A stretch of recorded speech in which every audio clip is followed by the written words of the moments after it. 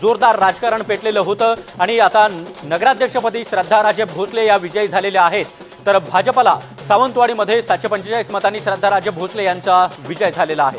कोल्हापुरात एक महत्त्वाची बातमी आहे। हातकणंगलेमध्ये शिंदेंच्या सेनेचे अजित पाटील विजयी झाले। पेठ वडगावमध्ये विद्या पोळ नगराध्यक्षपदी निवडून आल्यात। हुपरी नगराध्यक्षपदी मंगलगाव माळगेंचा विजय झालाय आणि कुरुंदवाडमध्ये मनीषा डांगे नगराध्यक्षपदी निवडून आलेले आहेत। तर हातकणंगलेमध्ये आपण पाहतोय शिंदेंच्या शिवसेनेच्या अजित पाटील हे विजयी झाले आहेत। पेठ वडगावमध्ये विद्या पोळ या नगराध्यक्षपदी विराजमान झाल्यात।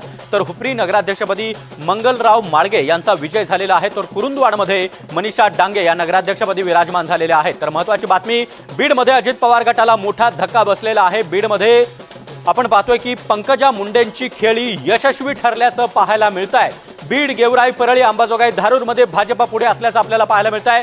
बीडमध्ये पंकजा मुंडेंची खेळी यशस्वी होताना कुठेतरी पाहायला मिळते आहे। बीडमध्ये अजित पवार गटासाठी खास करून धनंजय मुंडे आणि पंकजा मुंडे या एकत्रितपणे आपल्याला बीडमध्ये पाहायला मिळालेल्या होत्या। मात्र पंकजा मुंडे यांची खेळी यशस्वी होताना पाहायला मिळते। बीड, गेवराई, परळी, अंबाजोगाई आणि धारूरमध्ये भाजप पुढे आहे तर अजित पवार गट सध्या मागे असल्याचं चित्र आपल्याला पाहायला मिळतं। तिकडे परळीमध्ये मात्र अजित पवार गटाच्या नगराध्यक्ष पदाचे उमेदवार पद्मश्री धर्माधिकारी या सध्या आघाडीवर आहे। तर बीडमध्ये गेवराई, परळी, अंबाजोगाई, धारूरमध्ये भाजप पुढे आहे। त्यामुळे बीडमध्ये पंकजा मुंडेंची खेळी यशस्वी ठरली आहे आणि इथे अजित पवार गटाला मोठा धक्का देण्यात त्यांना इथे कुठेतरी यश आलंय। बीडमध्ये पंकजा मुंडे यांची खेळी यशस्वी ठरली।